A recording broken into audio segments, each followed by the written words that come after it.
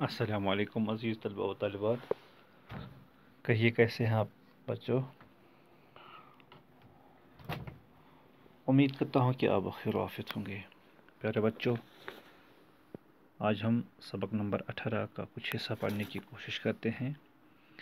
یہ حکایت گلستان میں سے ہے، ایک نصیحت آموز کہانی ہے اس میں۔ تو آپ کتاب صفحہ نمبر 98 کو دیکھ سکتے ہیں۔ میں تحت اللفظ پڑھنے کی کوشش کرتا ہوں، روانی پڑھنے کی کوشش کرتا ہوں، آپ سماعت کیجیے اور کتاب کی طرف دیکھیے، اور بیچ بیچ میں جہاں کہیں موقع ہو، ضرورت پڑے تو کچھ وضاحت بھی کر سکتے ہیں۔ تو پیارے بچوں، ایک بڑھیا ایک بوسیدہ گھر میں رہتی تھی۔ اس نے ایک بلی پال رکھی تھی، مگر غریب کے گھر میں مچھلی، گوشت اور دودھ نہیں تھا۔ بلی کو کھانے میں سوکھی روٹی کے چند ٹکڑے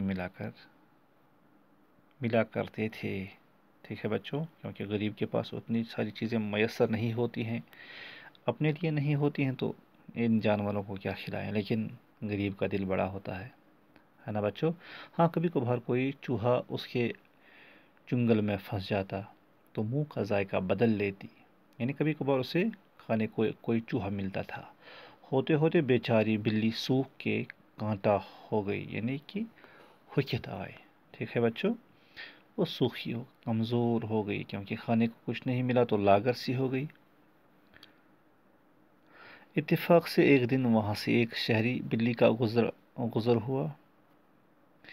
اتفاق سے ایک دن وہاں سے ایک شہری بلی کا گزر ہوا۔ بڑھیا کو بلی کی ابتر حالت میں دیکھ کر اسے ترس آیا اور کہا، تمہیں یہاں کھانے کو کچھ نہیں ملتا، آؤ میرے ساتھ شہر چلو، تمہیں وہاں کھانے کو قیمہ، ملائی، شیرمال، مٹھائیاں اور ڈھیر سارے مزے کے کھانے ملیں گے۔ 4 ہی دن میں پھول کر کپا ہو جاؤ گی، یعنی کہ موٹی ہو جاؤ گی، تندرست ہو جاؤ گی، صحت مند ہو جاؤ گی، جب آپ کو یہ چیزیں وہاں کھانے کو ملیں گی۔ ٹھیک ہے، قیمہ بولتے ہیں وہ گوشت جس کو ہم ریزہ ریزہ کریں یا کاٹیں، کٹا ہوا گوشت ہے نا، ابتر کمانا ہوا خراب۔ اور شیرمال تو آپ کو پتہ، یہ روغنی وغیرہ سے، گھی سے ملا کر بنی ہوئی روٹیاں ہوتی ہیں۔ کپا ہونا کا مطلب کیا ہوا؟ موٹا ہونا، تازہ ہونا، صحت مند ہونا، تندرست، توانا۔ ٹھیک ہے بچوں، تو یہ اس شہری نے کہا۔ شہری بلی ایک امیر گھر میں روز ڈاکے ڈالا کرتی تھی۔ اچھا، یہ ایک شہری بلی وہاں آئی پیارے بچوں، تو جس نے اس کو کہا کہ میں آپ کو شہر لے جاؤں گی، وہاں آپ کو کھانے کے لیے اچھی اچھی چیزیں ملیں گی۔ اچھا، 4 ہی دن میں پھول کر کپا ہو جاؤ گی۔ مزیدار کھانوں کا نام سن کر دبلی بلی کے منہ میں پانی بھر آیا اور خوشی خوشی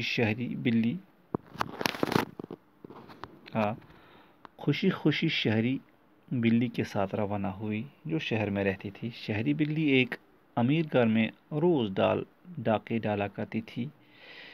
اس کا کام کیا تھا؟ وہ امیر کے گھر میں ڈاکہ ڈالا کرتی تھی اور وہاں سے اچھی اچھی چیزیں کھانے کو ملتی تھی۔ ادھر باورچی خانے کی کھڑکی کھلی، ادھر وہ اندر آ کر تھوڑا دودھ چٹ کر گئی، ادھر دسترخوان بچھا اور کھانے چننے گئے، ادھر وہ اچھل کر کچھ نہ کچھ منہ میں دبا کر نودو گیرہ ہو گئی۔ نودو گیرہ کا مطلب کیا ہوا؟ غائب ہونا، چھپ جانا، بھاگ جانا، یعنی کہ وہ جو ہی امیر لوگ جاتی تھی، اپنا کھانا بچھاتے تھے، دسترخوان بچھاتے تھے، تو یہ عادت چل جاتی تھی اور وہاں سے اپنے لیے غذائیات وغیرہ حاصل کرتی تھی۔ اتفاقی بات ہے کہ اس دن گھر کے مالک نے نوکر کو حکم دیا تھا کہ کھانے کے وقت غلیل لے کر بیٹھ جاؤ اور جو ہی کوئی بلی نظر آئے فوراً نشانہ بنا دے۔ شامت کی ماری بوڑھی خاتون کو بلی مزیدار کھانوں کی خوشبو سونگھ کر بے اختیار آگے بڑھی ہی تھی کہ ملازم نے تاک کر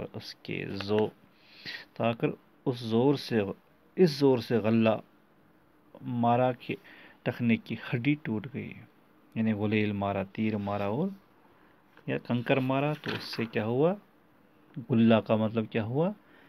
کنکری یا گول مٹی کی ڈھیلی کی ڈھیلی جو غلیل میں مارنے کے لیے باندھتے ہیں، یعنی وہ پتھر چھوٹا سا یا گول مٹی وغیرہ، تو اس نے زبردست مارا تو اس کی ہڈی ٹوٹ گئی، ٹخنے کی ہڈی ٹوٹ گئی۔ وہ جان بچا کر لنگڑاتی ہوئی بھاگی، کہتی جاتی تھی کہ گلیل والے سے جان بچ جائے تو اپنے گھر کی سوکھی روٹی اچھی، یعنی اگر یہ گلیل والے سے میری جان بچ جائے گی تو مجھے وہی ٹھیک ہے نا، جو مجھے وہاں ملتا تھا، اگرچہ میں لاگرسی ہو گئی تھی لیکن میں آرام سے وہی کھاتی تھی، مجھے ضرورت نہیں ہے یہ چیزیں، ٹھیک ہے۔ تو پیارے بچوں، یہ کافی نصیحت آموز ہے، لالچ میں کبھی نہیں آنا چاہیے انسان کو جو انسان جس حال میں ہو اسی حال میں خوش رہنا چاہیے۔ تو آگے بھی اس پر بات کریں گے، فی الحال ہاں یہیں پہ آج رخصت لیتے ہیں، پھر آپ سے ملاقات ہو جائے گی، تب تک کے لیے دیجیے اپنے زاہد صاحب کو اجازت۔ اللہ حافظ۔